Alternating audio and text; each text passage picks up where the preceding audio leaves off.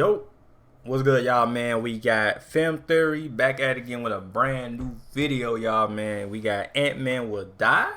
Question mark? AntMan Will Die? Question mark? AntMan in the WOPs. I ain't gonna say that word. Quantumainia. Yeah. But anyway, man, like it up, sub my channel, y'all, man, and yeah, let's get it. Let's just cut to the chase, friends. While the rest of the world is getting ready to see Black Panther Black Panther Wakanda Forever in a few months, I've got my eyes set to the movie right after it, Ant-Man Quantumainia. Why should I care about the third movie in the Ant-Man trilogy? Well, because that's where Ant-Man is gonna die, and I'm about to prove it to you. Ant-Man gonna die, but we did saw like a helmet cut in half. You know what I mean? When it was like, I think 2 years ago, they showed like a little teaser trailer, like a little teaser on Ant-Man with the helmet crack. So it kind of, I don't know. I hope he don't die though, cause that's a good ass actor. So he not play that role good, but I don't know, man. But it's a theory though, film theory. So Hello, Internet! Welcome to Film Theory, where the smallest details transform into huge pieces of evidence. Case in point, today's episode. You see, even before this year's Comic-Con, it'd been pretty well established that Kang the Conqueror was going to be the MCU's next Thanos. Yeah, we kind of figured that. When we saw Loki, we were like, yes, this is like Thanos, the big bad wolf. After Thanos, well, Thanos didn't die though, he just dusted away. But I kind of feel when Kang was on Loki, season 1, I was like, yo, this is a big bad wolf. This ain't new MCU, you feel me, man, until we get another MCU. And then, the only time we're going to get another MCU is when we finish 2 Avengers that's coming out, 2 years? After those Avengers, then we get another big bad wolf, you know what I mean? And so on and so on, Thanos level overarching threat. There's been no shortage of articles and interviews confirming that when it comes to Marvel, this is the guy that you're gonna need to watch out for. And now that the next Avengers movie is straight up called the Kang Dynasty, forget about it. Case closed. So far, we've only gotten our first tease of Kang in the MCU as this big, overexcited exposition dump during the final episode of Loki. But in the comics, he's actually a multiversal warmonger, a guy who lives with the unlimited lives cheat code on. Not only does Kang have infinite violent variants floating around the infinite timelines, Kang's future technology is so advanced that he's able to transfer his consciousness to a new body at the moment of his death. The dude's so you can stab him and he just changes it to another consciousness. No, that's crazy. It's like Rick Sanchez minus the existential apathy. And don't get me wrong, a Citadel of Ricks versus Avengers showdown is certainly interesting in theory, but it ultimately might ring hollow if there's no stakes behind it. Thanos wasn't just an era-defining villain because he was powerful. If we learned anything from that galaxy-brained grimace, a box office mega-villain needs to earn their place by altering the status quo drastically. They need to prove that they're an existential threat to our favorite plot-armored heroes. They need to make our blood boil with the rage of revenge and the fear of loss. In short, someone's gotta get dusted. Kang has to prove himself as the next major threat by killing off a beloved hero. And that hero is gonna be Ant-Man. Yep, I predict that Ant-Man, in the final movie of his trilogy, is gonna get exterminated like a bug. Which, it's fitting. First, let's start things off by examining the general story structure of the MCU. No, you can't get to the end until you've been changed by the journey. Thanks for that, Kang. See, this guy knows what he's talking about. That's what I'm saying, he know it, facts. No, I mean absolutely no disrespect to Stan Lee stands by saying this, but the MCU runs on some pretty tried and true story formulas. At this point, I think it's pretty fair to say that we're all at least vaguely familiar with the narrative beats of the iconic hero's journey. Called adventure, find a mentor, death, and rebirth that result in some sort of a transformation, atonement, and then returning back to the beginning, changed as a result. Classic stuff, been done to death. But exactly like that, overarching end bosses hit key beats in their stories as well. You can certainly see the pattern in self-contained stories, but it's especially apparent when you start looking at memorable big baddies of epic adventure franchises. First, the big villain appears in a film technique that Steven Spielberg likes to call the fraction introduction. This is where the audience is teased about the mystery surrounding this new character. For Thanos, this fraction tease came as his cameo at the end of the first Avengers film, Yep, he was a tease though, yep. him as the true mastermind behind Loki's Chitauri invasion. Harry Potter had evil Lord Voldemort appearing as just a face on the back of Professor Quirrell's head at the end of the first movie. Showing the big boss as the motivating force for a lesser antagonist is a common trope that's used to express this particular plot point. Think of Fire Lord Ozai's silhouette ordering Zuko to hunt down the Avatar, or Grand Moff Tarkin name-dropping the Emperor in A New Hope. I have just received word that the Emperor has dissolved the Council permanently. Implying that even Darth Vader answers to someone higher up on the food chain. As the plot moves into Act 2, we're given a taste of the villain's true power. It's common for writers to give us hints of this through the use of specific story beats known as pinch points. These pinch points are moments that amp up the narrative tension by putting our heroes in a jam through increasing doses of the villain's intensifying presence. Traditionally, there are two major pinch points that happen on opposite ends of a story's second act. The first is usually early in Act 2, and is just a simple reminder of the villain's strength. The second foreshadows the biggest complication that the villain will throw at our heroes. Oftentimes, an important character gets killed in the process. Damn, we just thought that motherfucker. In Harry Potter, the first key pinch showcasing the threat of Voldemort is the death of Cedric Diggory in Goblet of Fire. The second pinch point comes when Dumbledore himself is killed off in movie 6, right before the final push towards the end battle. For the Infinity... And that was when Harry Potter turned up. He turned up. Turn on that motherfucking ass, man. He said, hey, you gonna die today, motherfucker. Saga, Thanos' first pinch point comes when he enlists Ronan the Accuser to get... Yep, he was on that, what you call it? I forgot, what you call it, the end movie scene? Post-credit scene. He was in the post-credit scene. We was like, hold on, that's Thanos. Everybody like, oh, shit, Thanos in that motherfucker, oh, shit. No, everybody was going excited for real. They saw Thanos on the post-credit scene. The Power Stone in Guardians of the Galaxy. Through Ronan, we are given the glimpse of the destruction that'll spread throughout the universe as Thanos completes his rock collection. The second pinch point is at the start of Infinity War, when Thanos decimates the Asgardians, boxes the previously unbeatable Hulk into retirement, and drives home that even the slippery... Yeah, he turned Hulk to... When Hulk got beat like that, Hulk like, hey, I ain't doing that shit no more. And then they killed my boy Loki.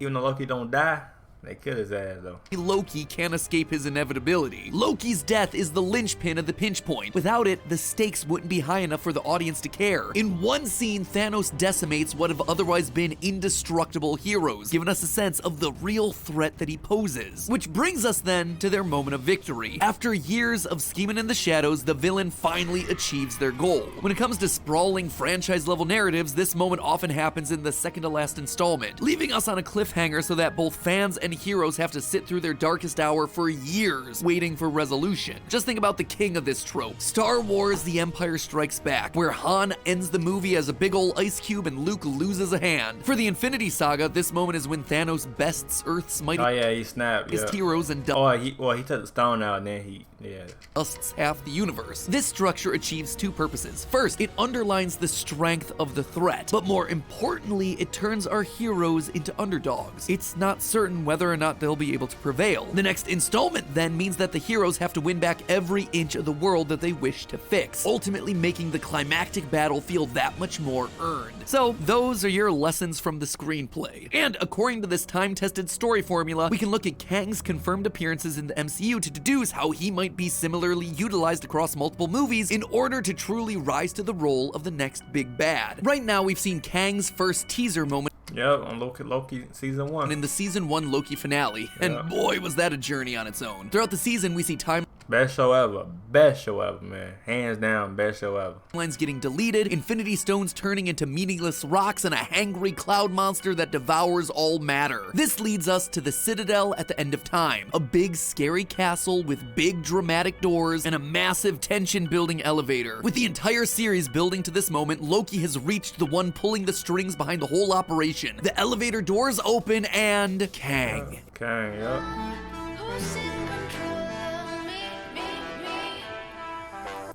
It's his. And a lot of people was like, cause we watching the show, people was like expecting like, man, Kang gonna be in this motherfucker, cause we didn't know they gonna show Kang already. You feel me, man? But they showed his ass though, and hey, that's good they showed him, so we can know what's next. What's the next big bad wolf? Man, it's Kang the Conqueror, you know what I mean, type shit. Is Thanos' first reveal moment. And this isn't even a particularly violent Kang either. Sure, he's created a big brother organization. Yeah, but it's like the nice Kang in a way. Nice Kang in a way though.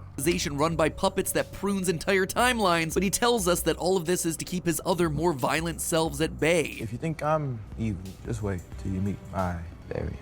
With just one timeline, there's just one Kang, and he warns that his death is gonna unleash a Pandora's box of crueler variants. So, of course, he dies, only to have everything start to unravel. Yep. Looking more broadly, right now the multiverse is in flux with movies like No Way Home and Multiverse of Madness. While Kang isn't connected to either of those events yet, those movies are already priming us for Kang's impending multiversal war. We're starting to learn the rules and the dangers that accompany wild multiversal collisions, just like the Infinity Saga introduced us one by one to the powers and dangers of the individual stones via movies that were completely disconnected from Thanos. The Reality Stone in Thor 2, the Time Stone in Doctor Strange, the Tesseract in Avengers, the Power Stone in Guardians. That way, when everything comes together with Kang, all the rule setting and world building has already been done in previous movies. All of this means that, if we consult the handy dandy story cheat sheet, the next time we'll be interacting with Kang will be the pinch points. And hey, wouldn't you know it, but we have 2 projects next year that have that pair of pinch points. One of these has to be Loki Season 2, due out. Yeah, Season 2 gonna definitely have Kang in that motherfucker. Or they should have Kang. Or probably is gonna have Kang. Mid-2023. This one's obvious because at the end of Season 1 of Loki, we see giant Kang statues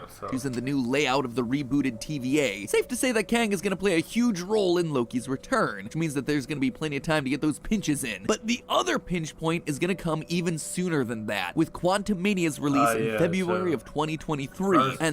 First year of, you know what I'm saying, next year of the next phase 5. So that's gonna be good.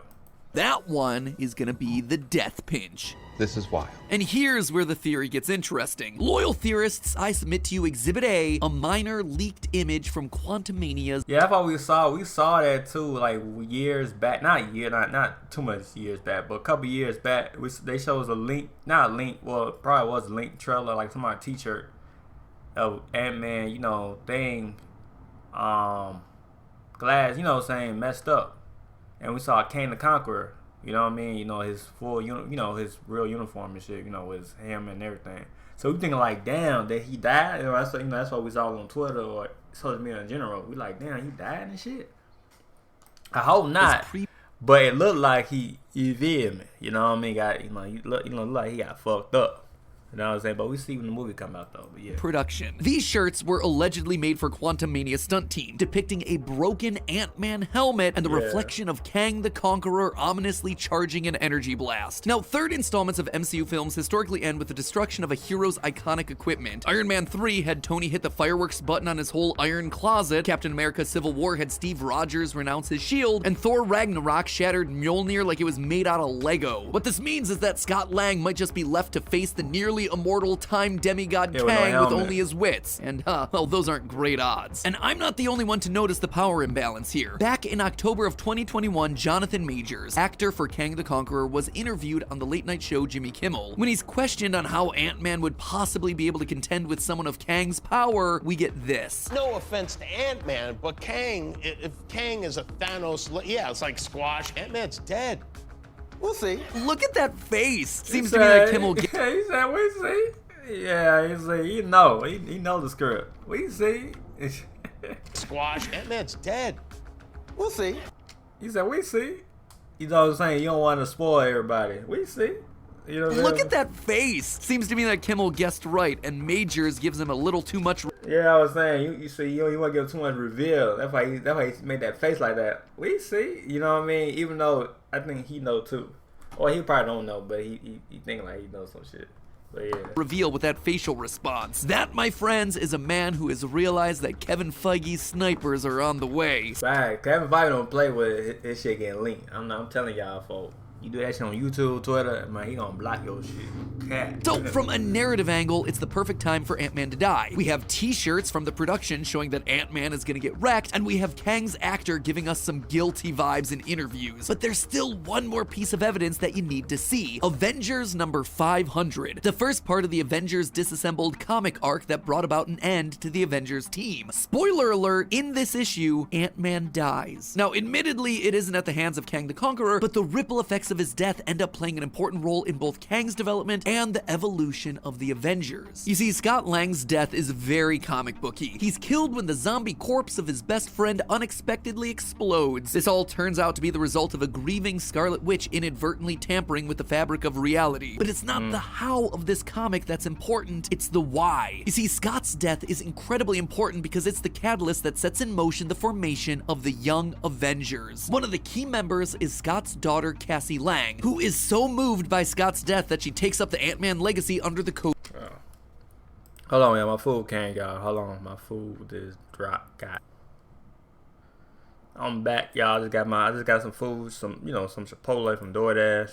You know what I mean? Gotta eat healthy. The healthy way. No cat. But yeah, straight to the video.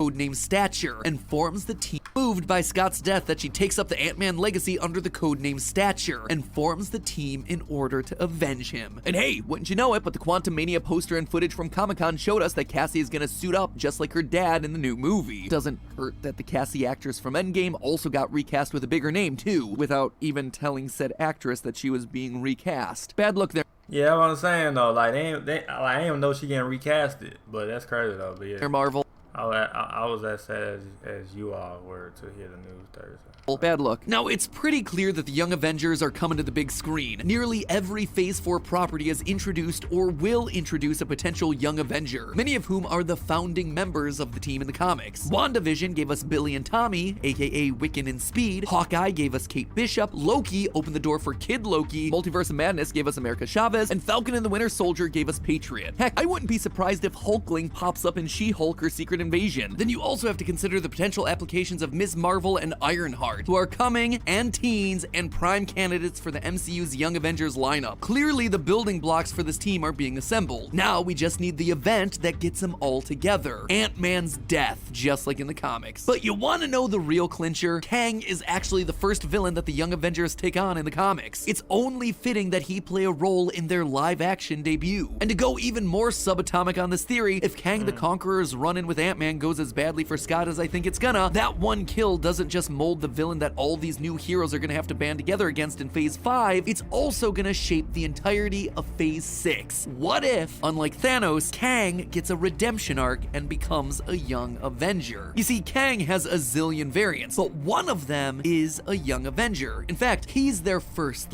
Wait, what? leader. A teen variant of Kang, going by the alias Iron Lad, forms the team in hopes that he can divert himself from growing up to become a megalomaniac that brings about the destruction of the multiverse. Iron Lad even has a close, sometimes romantic relationship with Cassie Lang in the comics. This poses is an interesting conflict if Kang turns out to be the one to squash Ant-Man. At their core, the Ant-Man movies are thematically about second chances. Scott is an ex-felon who's given a second lease on life. Hank Pym gets a second chance at saving his wife Janet. The Ant family helps save and redeem Ghost in the second film. If Kang kills Cassie's father, she's put in a scenario where she may have to give her father's killer a preemptive second chance as well. So if Cassie chooses to forgive young Kang, that may be the push Iron Lad needs to avoid his dark future, saving the multiverse from adult Kang in the process. Or maybe the second chance Kang gets in Quantumainia is at killing Scott. When they meet during the trailer shown at Comic-Con, Scott introduces himself to Kang as an Avenger. Kang's response, "You're an Avenger. Have I killed you before?" So when Ant-Man starts he said that shit, I'm like, damn, we're gonna be dark as hell.